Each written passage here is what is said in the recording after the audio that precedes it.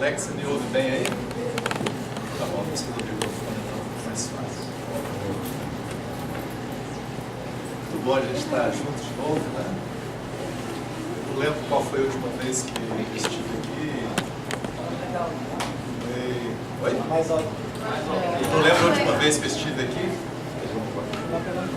Mas eu acho que deve ter uns 2 meses aí.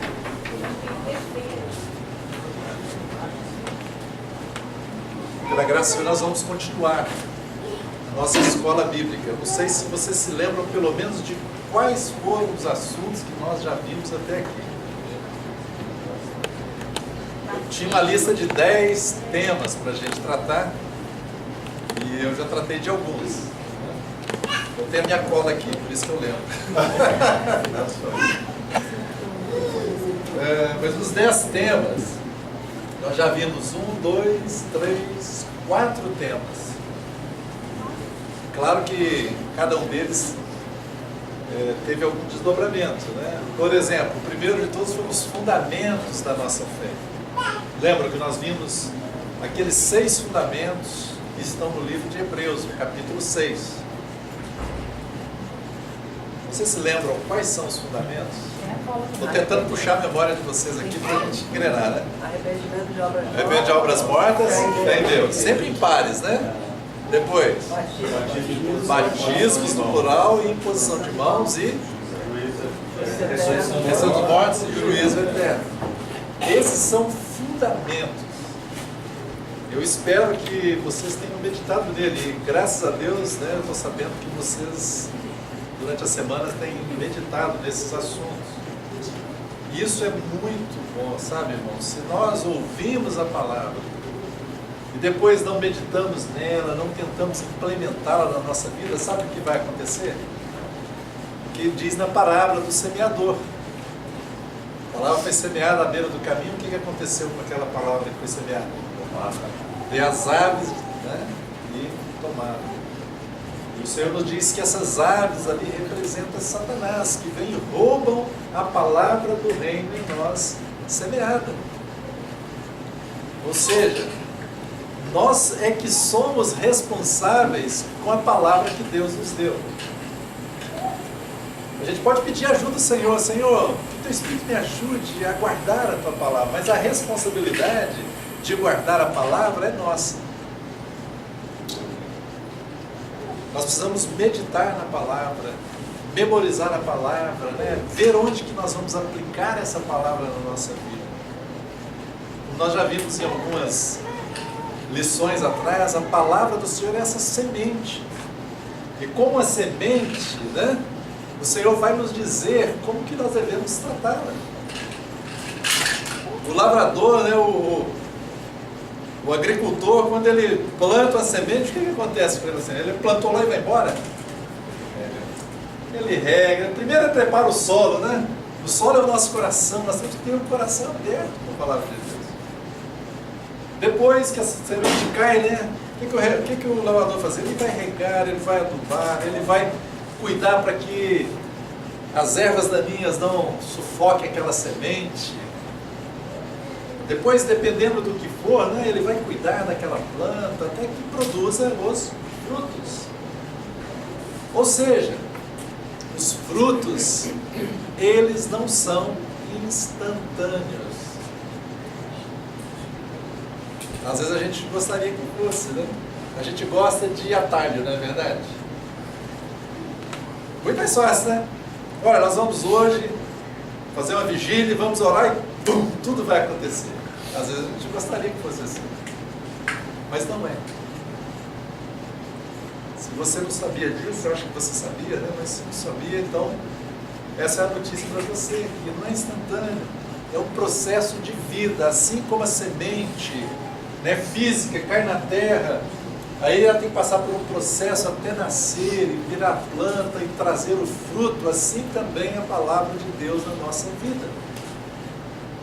Às vezes você toma uma promessa de Deus na sua vida. Aí você diz, olha, mas eu pratiquei, não aconteceu comigo. Por exemplo, diz lá a palavra, Não andeis ansiosos de coisa alguma, antes, porém, sejam conhecidos diante de Deus as vossas petições, pela oração e pela súplica. E o que acontece? A paz de Deus, que excede todo entendimento, guardará a sua mente. Aí você pode dizer, não, mas eu já orei, já fui com Deus e não está acontecendo. A palavra do Senhor diz que nós devemos ser como aqueles que herdaram as promessas de Deus através de quê? Da fé e tem outro ingrediente. Hebreus 6,12. Alguém sabe? Memoriza esse verso, abra alguém e leia, por favor. Devemos ser imitadores daqueles que, pela fé, mais um ingrediente importante aí. Para que vos não façais negligentes, mas sejais imitadores dos que pela fé e paciência herdam as promessas. Fé e paciência. Ou em outras traduções, perseverança. Você não tem como herdar as promessas de Deus só pela fé.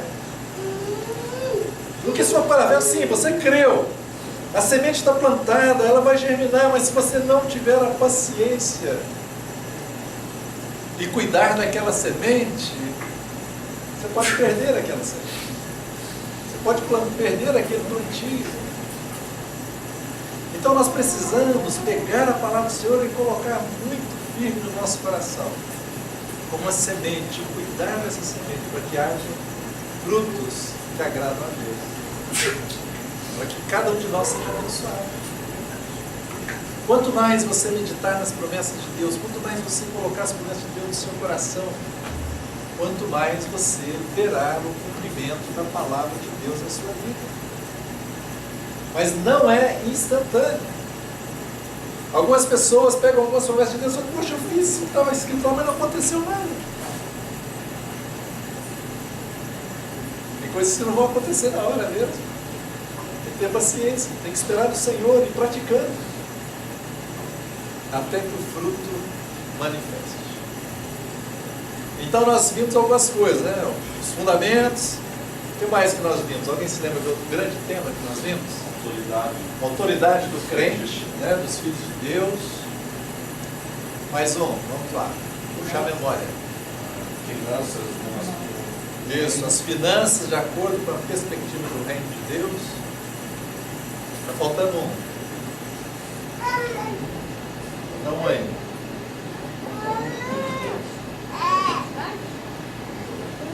A autoridade das Escrituras. Foi o primeiro deles.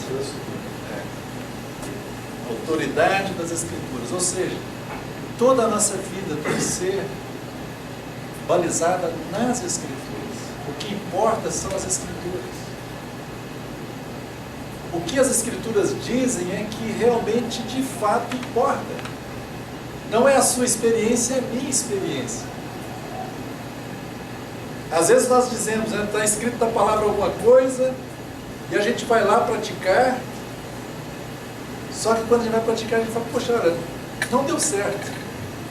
E aí a gente começa a querer dizer assim, olha, não deve ser bem isso que está escrito aí, não é bem isso que a gente está... Deve ser outra coisa, outro entendimento. E aí anulamos a palavra de Deus, por causa da nossa experiência que não deu certo. Na realidade, eu já disse aqui algumas vezes, né?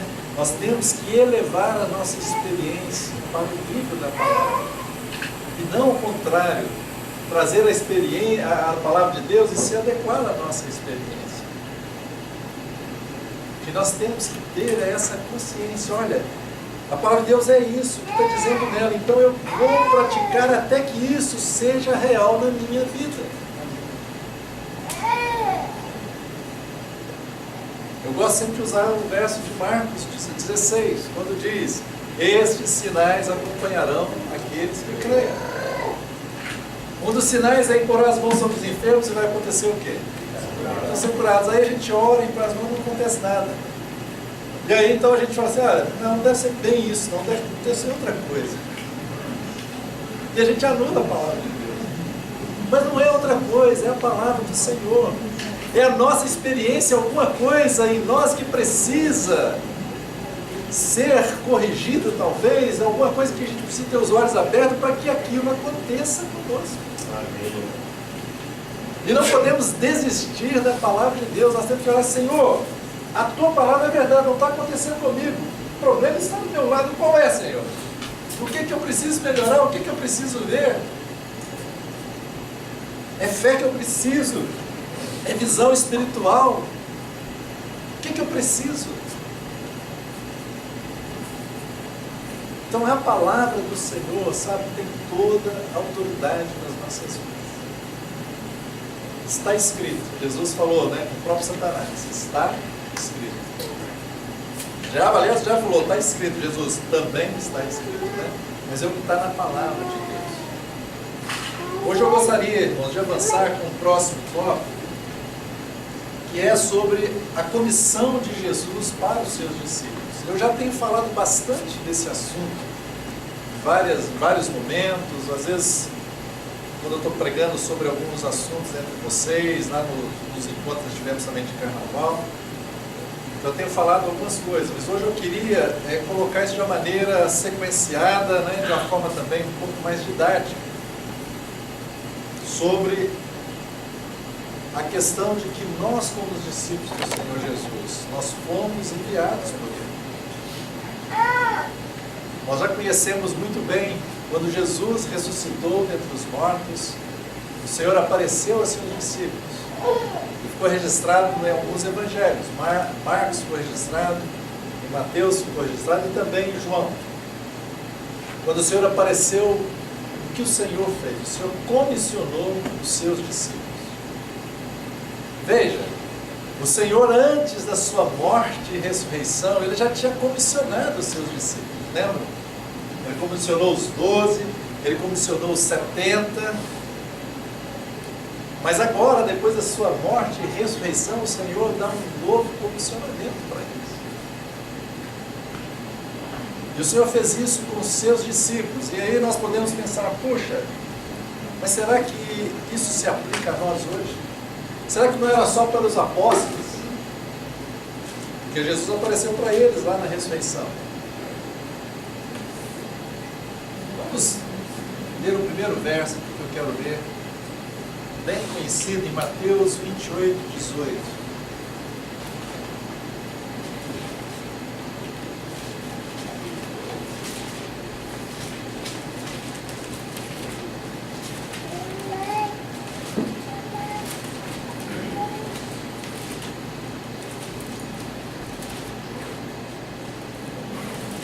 Mateus 28,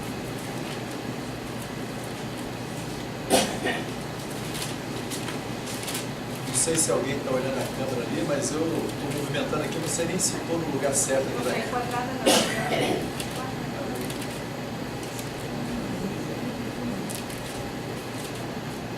Mas eu acho que para você for... Tá bom. Tá bom.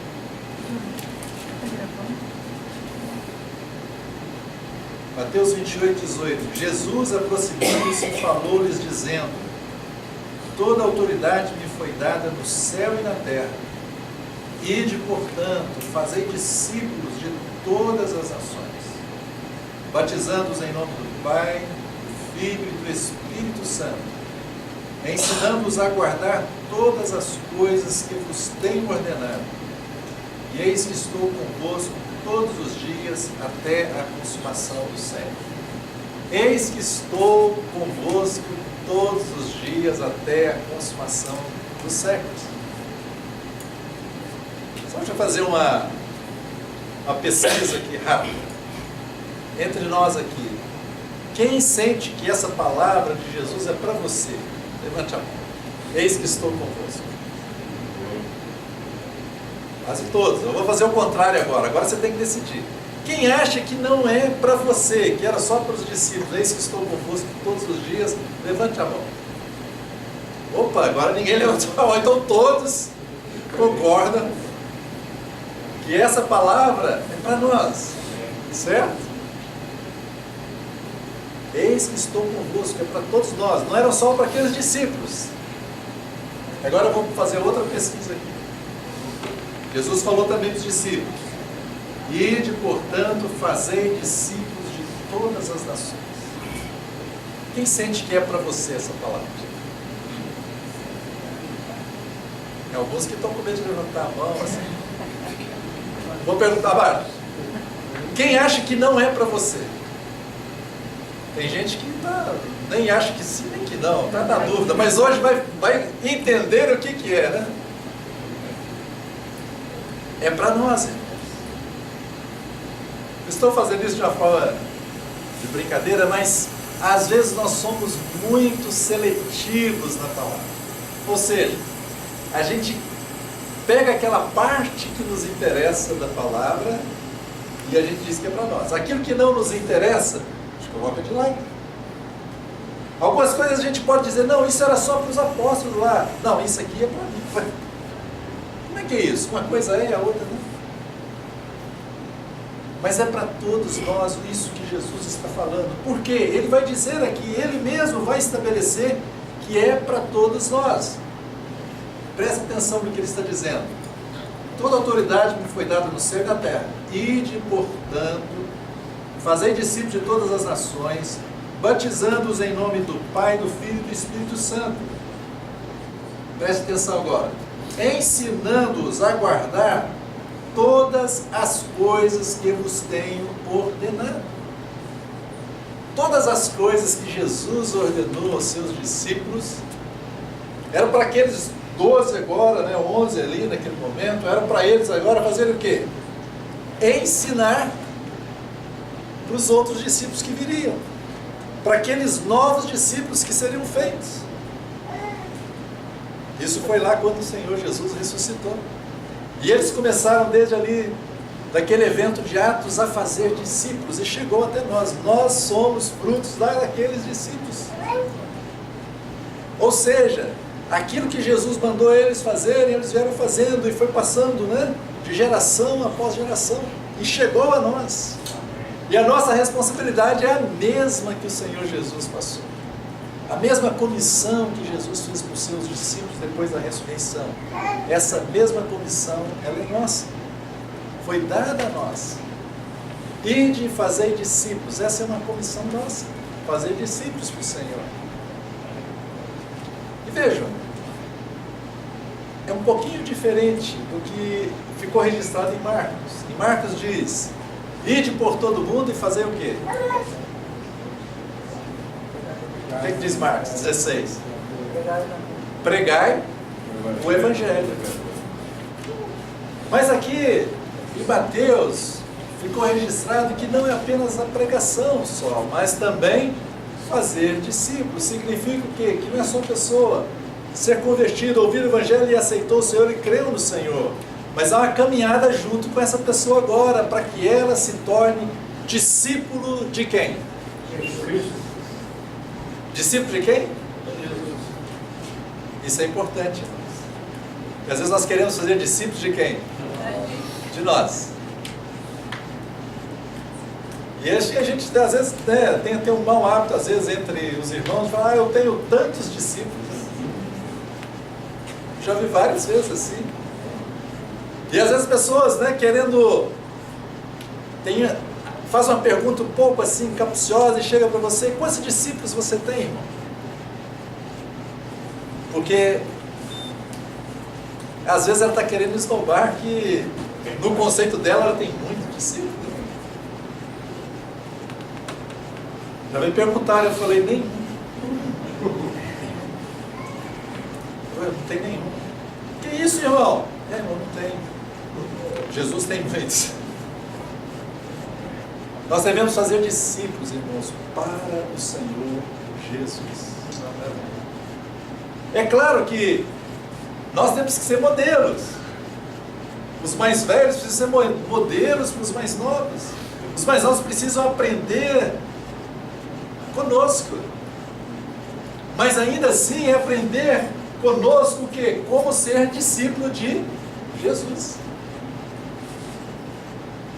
Não é para nós. Para o Senhor. Mas essa tarefa então, irmãos, essa comissão do Senhor é para todo aquele que creu. Todo aquele que creu. Não tem raça. Aliás, quando a gente crê no Senhor, as raças são eliminadas, a cor é eliminada, o estado social é eliminado. Somos filhos de Deus. Somos discípulos de Jesus. Todos nós, sem exceção. E agora temos uma responsabilidade dada pelo Senhor. Tudo aquilo que Ele ordenou para os seus discípulos. Então, se você quer saber o que Jesus ordenou, o que você tem que fazer? É só ir onde ficou registrado, né? No Novo Testamento, e ler o Novo Testamento, você vai ver o que Jesus ordenou para os seus discípulos. Então aquilo que Ele ordenou para os seus discípulos, está ordenando para nós. E nós precisamos ensinar para aqueles que chegam ao Evangelho essas coisas que Jesus ordenou para os seus discípulos. Todos nós somos discípulos de Jesus. É claro que às vezes vem muita acusação na sua consciência, né, no seu coração, e você fica, não, mas eu só sou crente ainda, não sou discípulo, porque eu não estou seguindo bem Jesus. Né? Tá certo. Pedro, inclusive, era um discípulo e negou o Senhor 3 vezes. Sabe, irmãos, não aceite acusação, condenação do diabo. Você está mal, você precisa melhorar então, mas vá em frente. Aceite essa sua identidade como filho de Deus, e não só como filho de Deus, como discípulo de Jesus. Nós temos o nosso Senhor Jesus como nosso mestre. Ainda que temos muito para caminhar e aprender com o nosso mestre, somos discípulos dele e queremos aprender dele.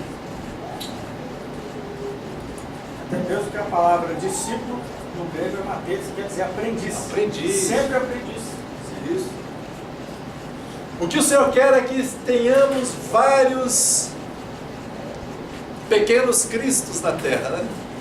Aliás, isso significa cristão, pequeno Cristo. As pessoas, né, começaram a ver os discípulos e olha, eles são pequenos cristos parecidos com Cristo. Deus quer que sejamos semelhantes a Ele, ao seu Filho Jesus aqui na terra. Essa é a nossa responsabilidade. Apesar de todas as falhas e os defeitos que nós temos. Mas nós não devemos olhar para isso, devemos olhar para o Senhor e prosseguir. E à medida que nós prosseguirmos, o Senhor vai corrigindo isso na gente. Então, irmãos, esse é um chamado que cada um de nós que crê em Jesus tem. Todos nós. Não há exceção. Agora, antes de entrar propriamente nessa comissão de ir e fazer discípulos, eu quero colocar algumas coisas como fundamento, e talvez à noite então eu prossigo diretamente nessa questão. Eu creio, sabe, irmãos, que a gente precisa ter alguma consciência do porquê Deus nos colocou na geração em que nós estamos. Se nós não temos a consciência de que Deus tem um chamado para nós na nossa geração, a gente fica muito assim, sabe, perdido. Ou fazendo coisas sem aquela motivação no nosso coração correta. Mas nós precisamos ter essa consciência de que nós temos uma missão dada pelo Senhor para o tempo presente que nós vivemos. Por que Deus não fez com que você nascesse no primeiro século, né? Ou em 1500, quando o Brasil foi, entre aspas, descoberto, né? Quer dizer, quando eles vieram aqui para colonizar o Brasil. Mas Deus te colocou aqui para você viver em 2019, nesta sua geração. E lembra, a respeito de Jair, diz que ele serviu ao Senhor quando? Na sua geração. Deus nos chamou para servirmos na nossa geração. E, irmãos, sabe, antes de irmos naquela missão, né, é bom que a gente já compreenda de vez. Talvez a gente não vai compreender tudo isso, é claro, é só quanto mais a gente aproxima do Senhor, mais a gente conhece, né? Em parte conhecemos, né? A gente vai prosseguindo em conhecer o Senhor. Mas é importante que a gente saiba por que Deus nos colocou. Por que Deus nos plantou aqui na terra? Porque Deus trouxe você, talvez, para a sua família, né? Você está na sua família, na cidade que você vive, na sua vizinhança. Porque Deus abriu as portas nos negócios para você, no negócio que você faz hoje, ou onde você está empregado. Qual o objetivo do Senhor disso? Irmãos, nós, filhos de Deus, somos a resposta de Deus ao mundo desesperado. Nós somos a resposta de Deus para a humanidade. Deus nos plantou nessa terra para que os homens conhecessem a Ele. Não há esperança para a humanidade a não ser hoje nos filhos de Deus. É claro, a esperança está em Cristo. Mas agora Cristo está em nós. Amém. Aleluia. Cristo em vós, o quê? Aleluia. A esperança da glória. Pouco tempo eu fui muito tocado por essa palavra. Cristo em vós. A esperança da glória não é Cristo. A palavra não diz que a esperança da glória é Cristo, mas diz o quê? Que a esperança da glória é o quê? Cristo em vós. É Cristo em você, Cristo em mim, que é a esperança da glória.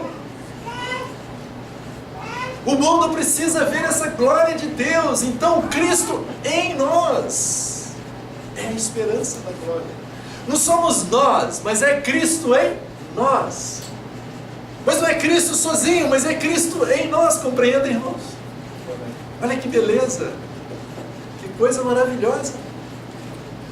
Deus, pelo seu Espírito, colocou Cristo em nós, e Cristo em nós agora é a esperança da glória. Como que a humanidade vai conhecer a glória de Deus, a não ser através de Cristo em nós? Não há outra forma. Como é que nós precisamos lidar com o nosso dia a dia, com as pessoas, onde Deus nos plantou, para que essa glória se manifeste para as pessoas, e elas então conheçam a Deus?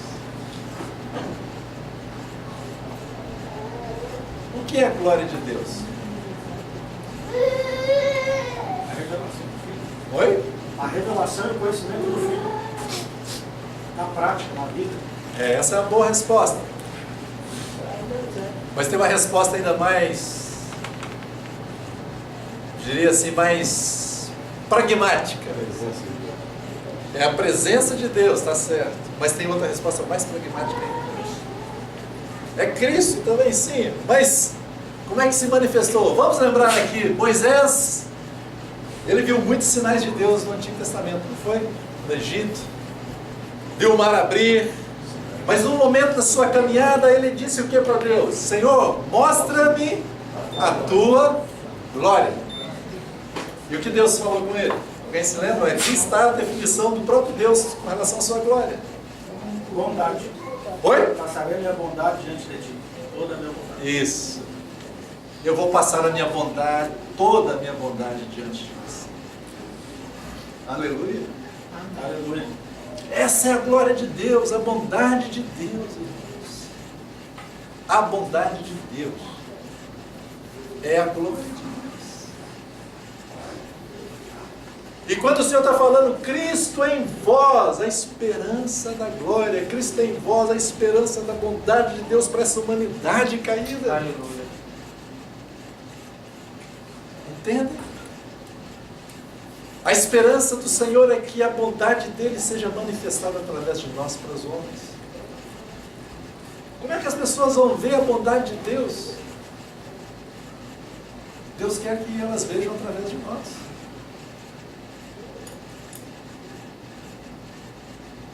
E, irmãos, se nós estivermos vivendo o Evangelho, mostrar a bondade de Deus vai ser a coisa mais natural das nossas vidas. Concordam?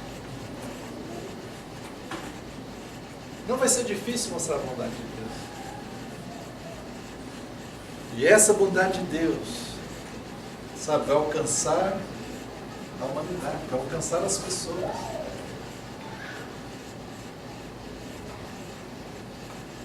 Por que Deus nos plantou aqui agora? Vamos ler aqui uma passagem.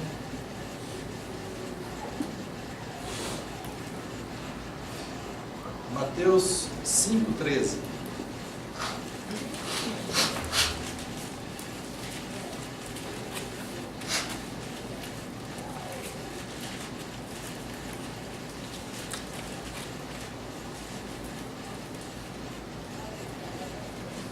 Mateus 5,13 diz assim: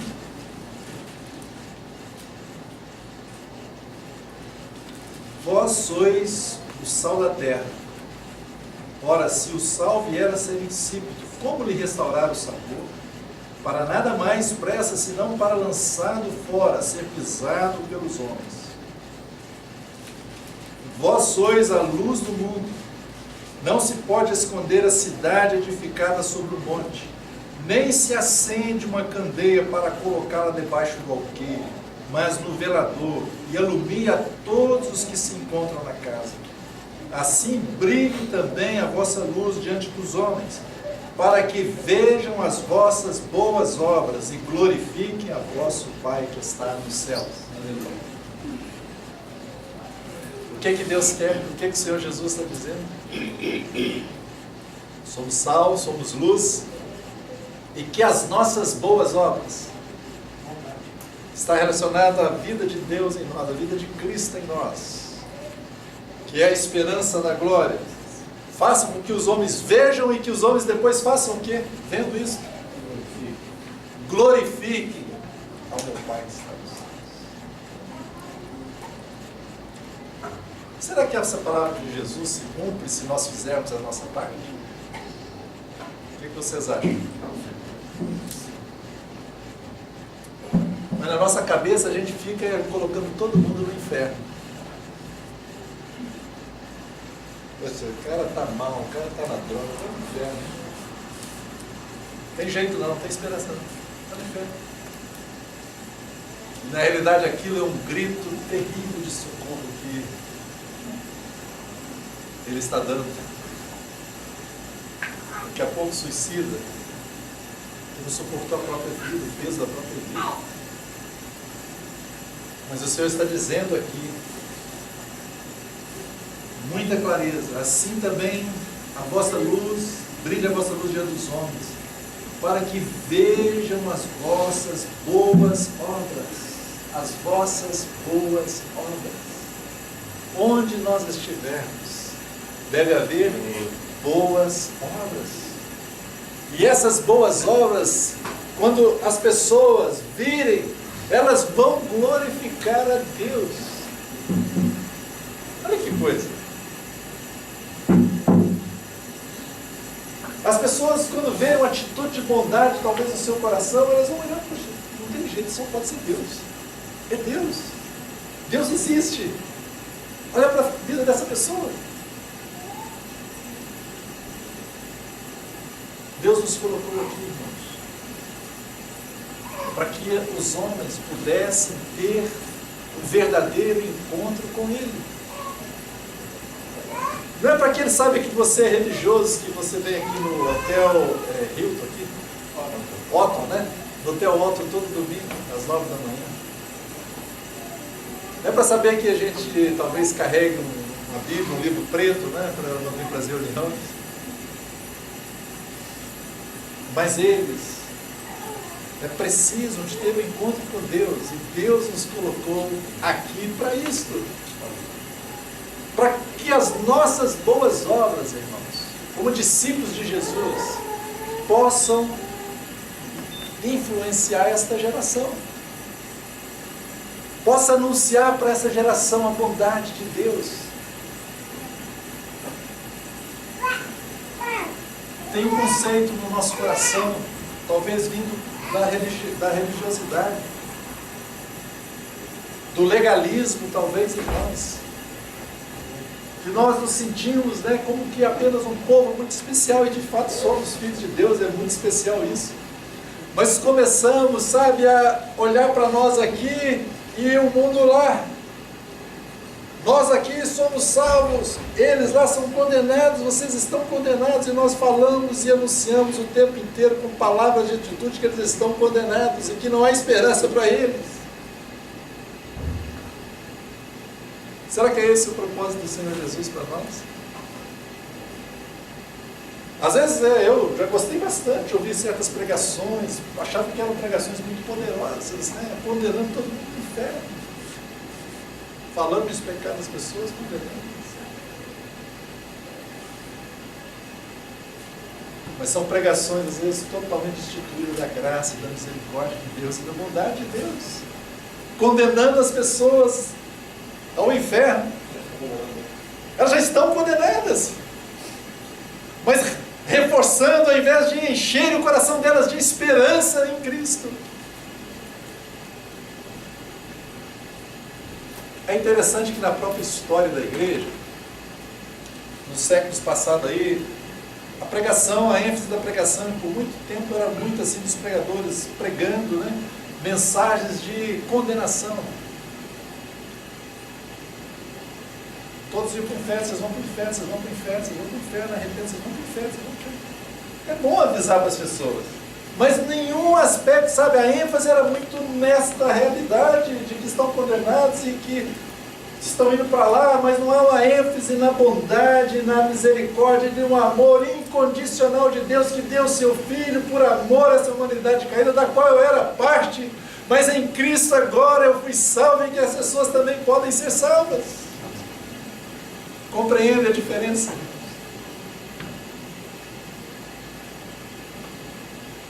Às vezes estamos como aqueles religiosos, naquele dia em que pegaram aquela mulher em adultério e levaram a mulher em adultério. Aliás, eles levaram só a mulher, não levaram o homem, né? A lei condenava os dois, né? Mas levaram e começaram então, colocaram Jesus em xeque ali, para ver o que o Senhor ia fazer, porque a lei tinha que condenar. E o Senhor ficou lá na areia escrevendo, né? Será que ele ficou escrevendo lá, né? Mas de tanto eles ficarem ali, o Senhor desmontou eles com a palavra: aquele que não tiver pecado, que atire primeiro. E começou-se pelos mais novos ou pelos mais velhos? Os mais velhos sabem como eles são mais pecadores que os mais novos. É assim geralmente conosco. Os mais novos, né, são cheios de legalismo, né? Normalmente. Mas eles, mais velhos, começaram um a um a deixar as suas pedras. Filha, nem eu te condeno. Vá e não peques mais. O Senhor não se agradava do pecado dela, mas o Senhor não a condenou. Compreendem? Esse é o evangelho que Jesus trouxe, irmãos. O Senhor não quer que ela fique no pecado, não. Mas o Senhor não a condenou. Filha, vá. Nem eu te condeno. Vai, não peques mais.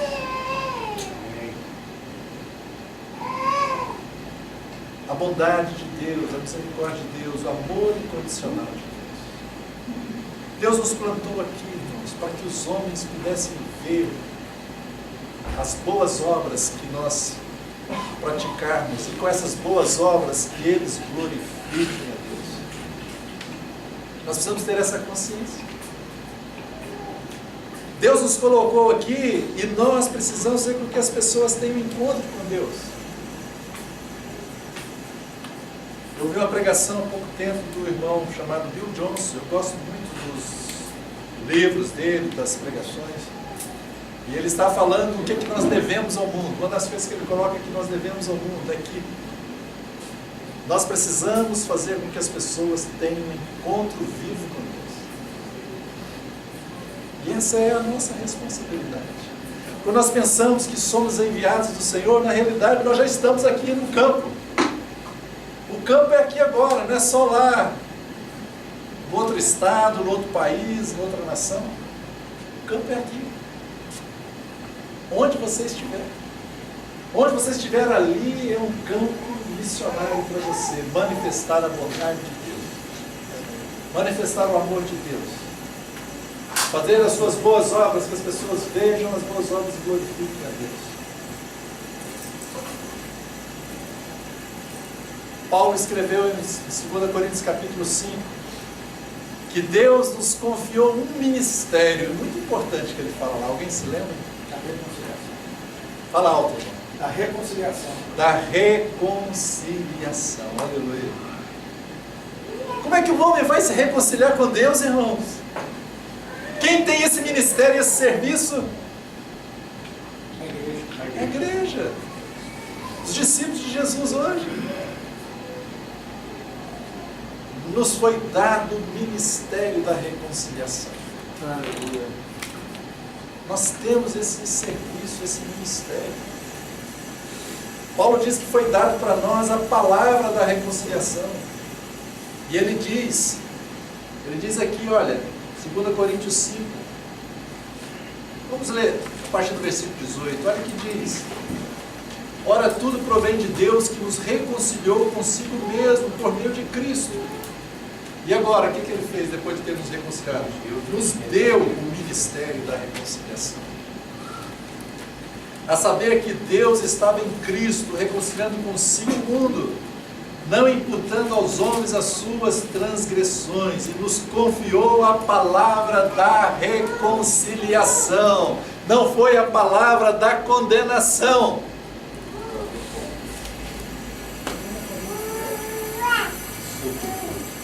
Oi? Não foi a palavra da condenação, mas a palavra da reconciliação. Percebe que às vezes a nossa pregação do Evangelho não está correta? O anúncio da verdade, às vezes, que nós fazemos, não é na realidade a palavra da reconciliação.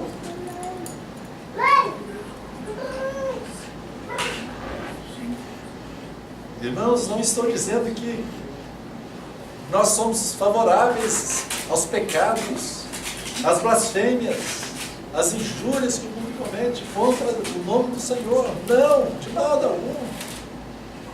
Mas é como diz a palavra, que Cristo, que Deus em Cristo não estava imputando aos homens as suas transgressões. Por causa do Senhor Jesus, Deus não imputou em nós as nossas transgressões. E agora nos deu o ministério da reconciliação, nos deu a palavra, nos confiou a palavra da reconciliação, de sorte que somos embaixadores de Deus. Eu tenho falado muito sobre isso, todas as vezes que eu tenho vindo aqui praticamente.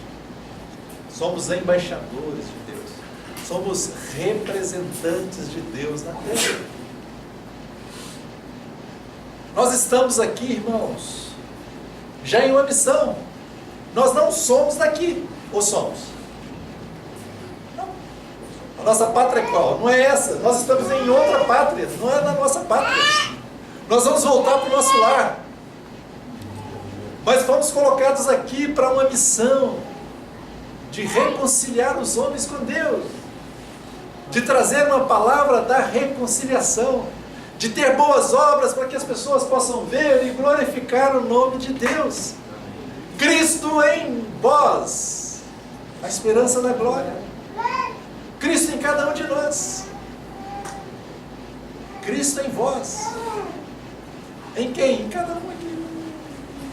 É a esperança da glória. Deus quer ter, sabe,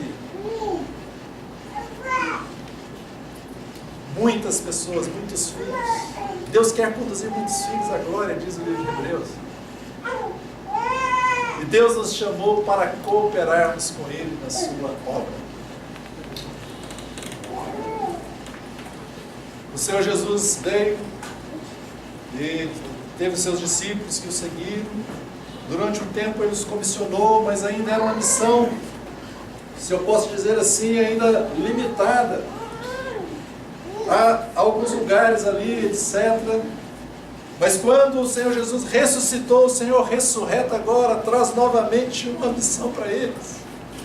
E essa missão agora é totalmente abrangente para toda a terra. a todas as nações. E agora, com toda a autoridade, Jesus fala isso. Jesus diz: toda a autoridade me foi dada no céu e na terra. Toda. Não existe nenhuma autoridade que não esteja com o Senhor Jesus. Mas o Senhor nos confiou essa autoridade para sermos os seus embaixadores aqui na terra. Não é uma glória, é isso? Às vezes eu me sinto assim mal comigo mesmo, eu fico passando, gente, por que eu estou assim tão paralisado em algumas coisas? Essa é uma verdade maravilhosa, Senhor. Eu começo a pedir ao Senhor para me ajudar, o Espírito Santo para me ajudar, porque, sabe, isso não pode ficar retido em nós, mas isso tem que, sabe, fluir através das nossas vidas, e a gente tem que ver o cumprimento disso dia a dia na nossa vida. Não é que vai ser coisas espetaculares, não, é uma coisa normal. Normal.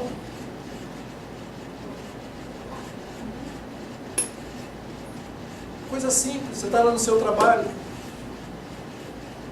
Às vezes uma atitude simples sua vai impressionar alguém. A pessoa vai perceber que tem algo ali do bem. Ela nem vai saber que é Deus, nem que você é crente, você nem vai falar isso para ela. Mas ela vai perceber a bondade. Ela vai perceber a graça. Quando você faz as suas boas obras no seu trabalho, você faz o melhor possível no seu trabalho. As pessoas olham, puxa, coisa boa, pessoa responsável. Faz o melhor. São boas obras.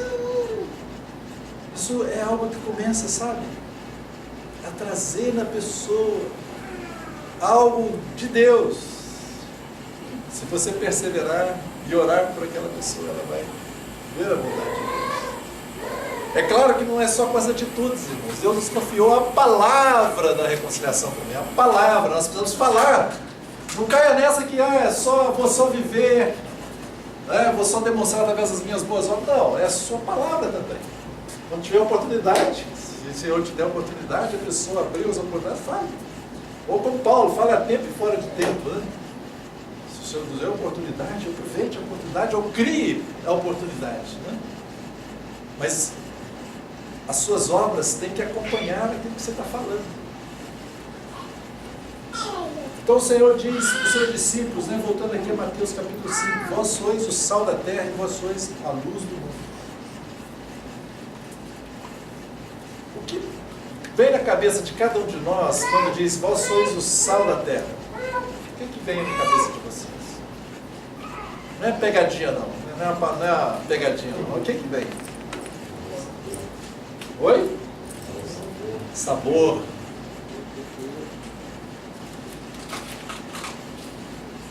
Agora eu quero fazer outra pergunta.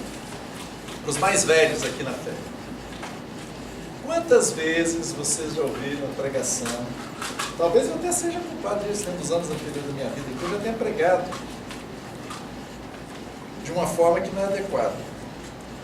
Quantas vezes você já ouviu dizer que o sal, que nós somos sal da terra, é para evitar a putrefação do mundo?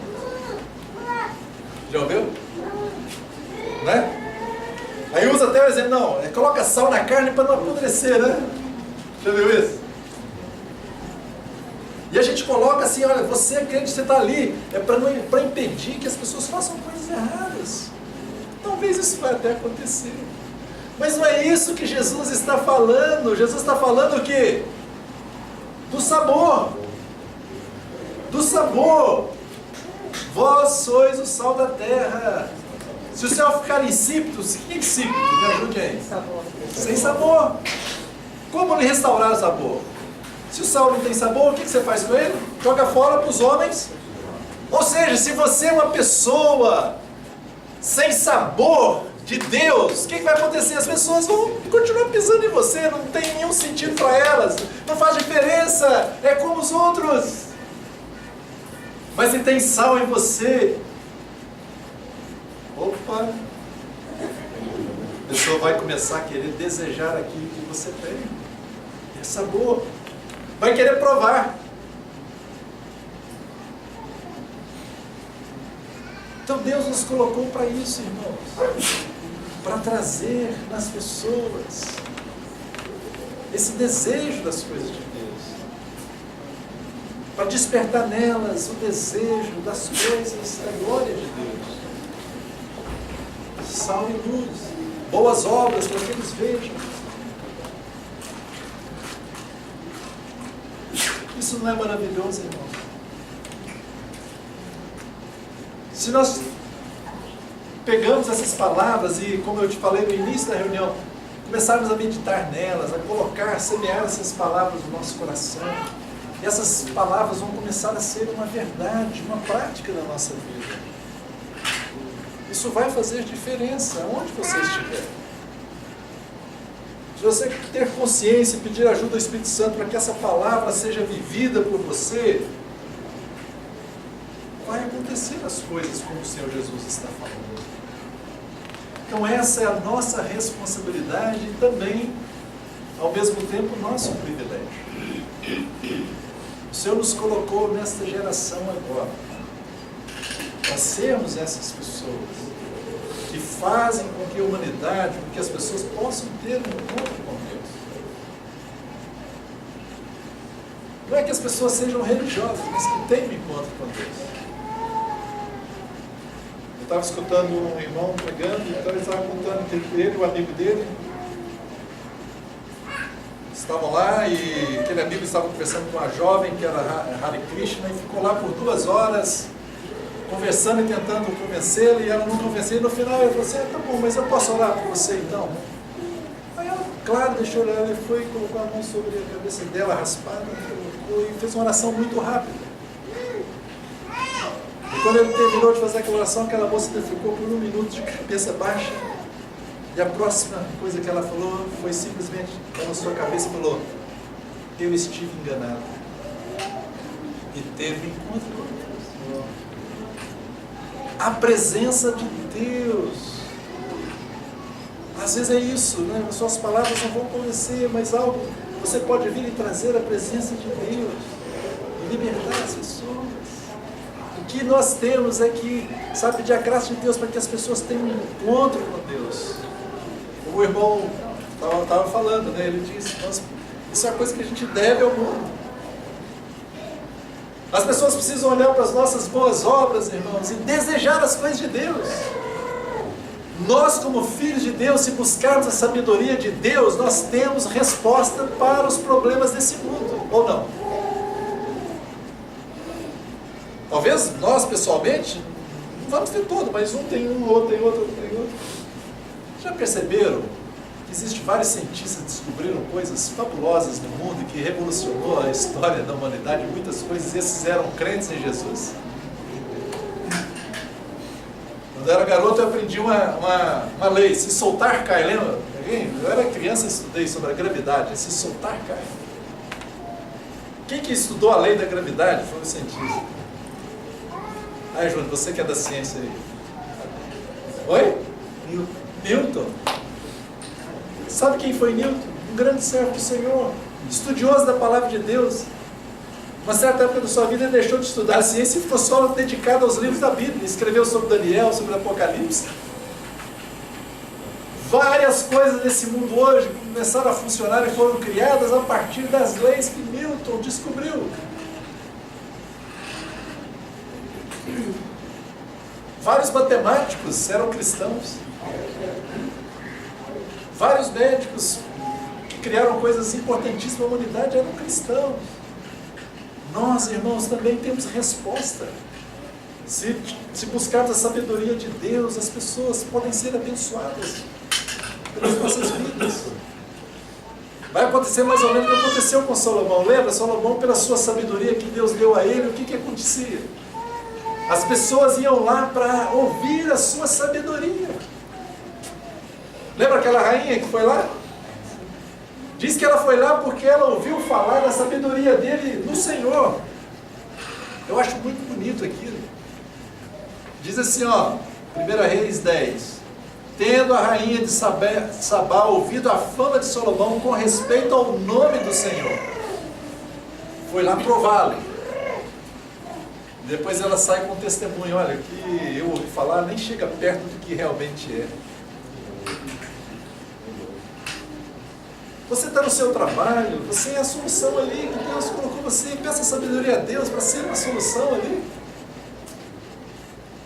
As pessoas vão ver a sabedoria de Deus em você. Ver a graça de Deus em você. Nós podemos influenciar essa geração. Ainda que a sua contribuição seja uma pequena coisa, mas contribua, se coloca diante de Deus. Você é luz desse mundo.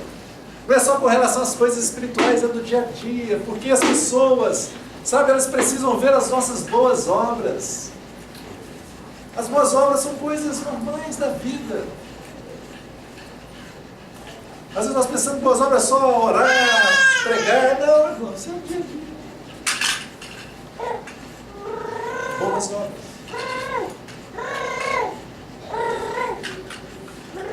E Deus nos colocou, irmãos, aqui nesse momento com o objetivo também de abençoarmos as pessoas. Amém. Deixa eu fazer uma pergunta. Nesse momento, você acha que Deus está com raiva da humanidade? Oi? Mas às vezes a gente acha, né? Porque a gente fica condenando as pessoas. E será que Deus está com raiva das pessoas? A longanimidade de Deus está atuando no momento, é graça. Vai chegar um momento que o Senhor vai trazer juízo, mas agora é o que, irmão? Graça, a longanimidade do Senhor. Esse é o coração de Deus agora, porque nós teríamos um coração diferente. Deus quer abençoar as pessoas. De todas as formas, a gente às vezes tem certos conceitos muito errados. Por exemplo, né, vamos orar com os enfermos. A gente acha que só se a pessoa estiver bem com Deus, né, estiver em santidade, é que Deus pode curar a pessoa. Não. Deus cura qualquer um, meu irmão. Cura não é recompensa, não. Cura é graça de Deus. O Senhor Jesus curou 10 leprosos. Quantos que voltaram para agradecer o Senhor? Mas o Senhor curou os 10.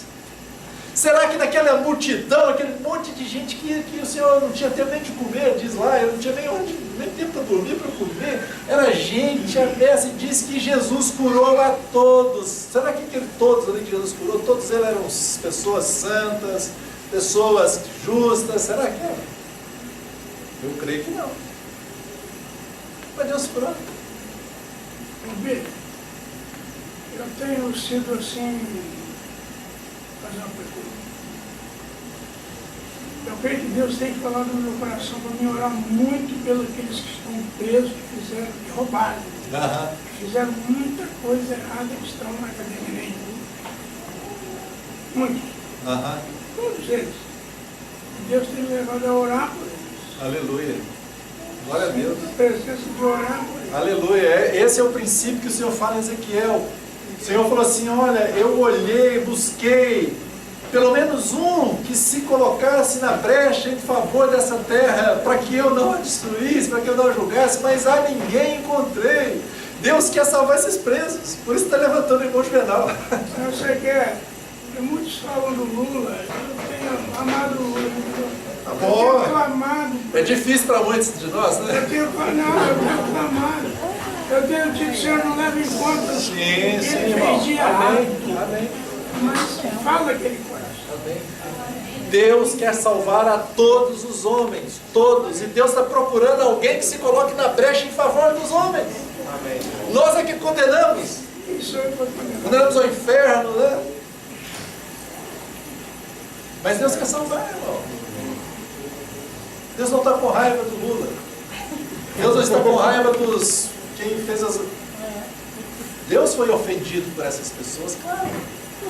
Mas a misericórdia de Deus está aí. Deus está longando, o longo ânimo de Deus está esperando que surja arrependimento no coração dela. E Deus quer que pessoas intercedam. E Deus vai salvar alguém através de quem? Através de nós, irmãos. uma palavra da reconciliação, é a nossa intercessão que vai lá e Deus vai enviar alguém lá e vai falar ou vai trazer arrependimento e vai lembrar de uma palavra, alguma coisa. Mas se não há um intercessor colocando a brecha em favor daqueles que vão receber juízo, Deus quer não fazer o juízo. Mas se há um intercessor, o Senhor, né, vai fazer algo.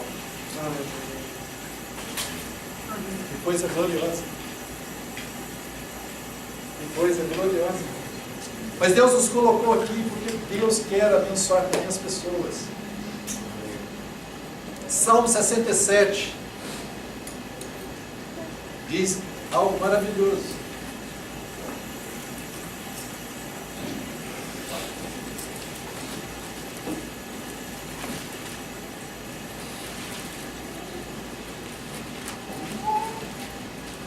Olha o que diz aí. Seja Deus gracioso para conosco e nos abençoe, e faça resplandecer sobre nós o rosto. E qual é o objetivo que está dizendo aí? Olha que coisa interessante. Para que se conheça na terra o teu caminho, e em todas as nações a tua salvação. Aleluia. Percebem? Deus quer abençoar as pessoas. Ainda que as pessoas sejam ingratas como os 9 leprosos que nem voltaram para agradecer. Mas Deus quer abençoar, esse é o coração de Deus. Deus é abençoador. E Deus quer que através de nós as pessoas sejam abençoadas, para que elas vejam a graça de Deus, para que elas entendam o caminho de Deus. O caminho de Deus é de bondade, é de bênção. E para que elas sejam salvas, para que com esse teu caminho em todas as nações a tua salvação, que elas conheçam a salvação. Nós queremos ser bênção, irmãos. Queremos ser abençoados, mas também para ser bênção. Esse é o desejo de Deus, que sejamos bênção onde estejamos. Que as pessoas sejam abençoadas.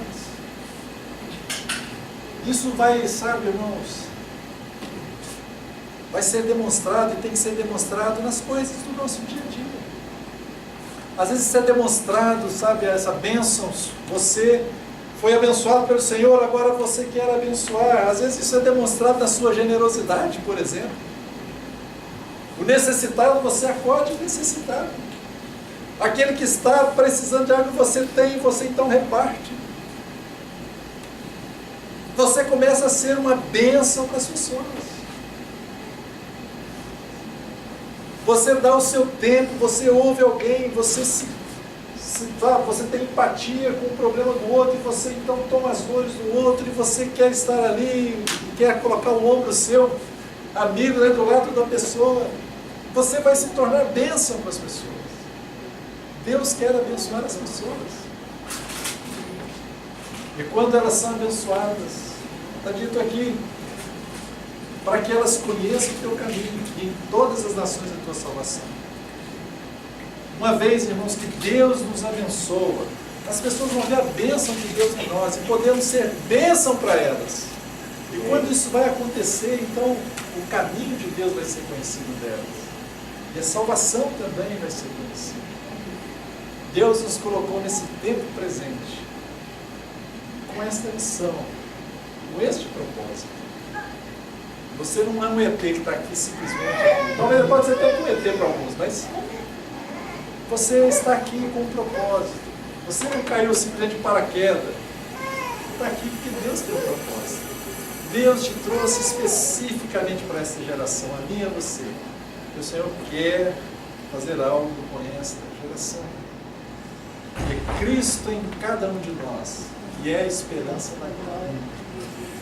Amém. Deus nos abençoe. À noite a gente vai prosseguir. Vamos ter uma palavra de oração ou duas. Quem desejar orar, ore por nós nesse sentido. Aquilo que Deus talvez tenha falado ao seu coração. Ore por nós. Quem desejar orar, uma ou duas orações.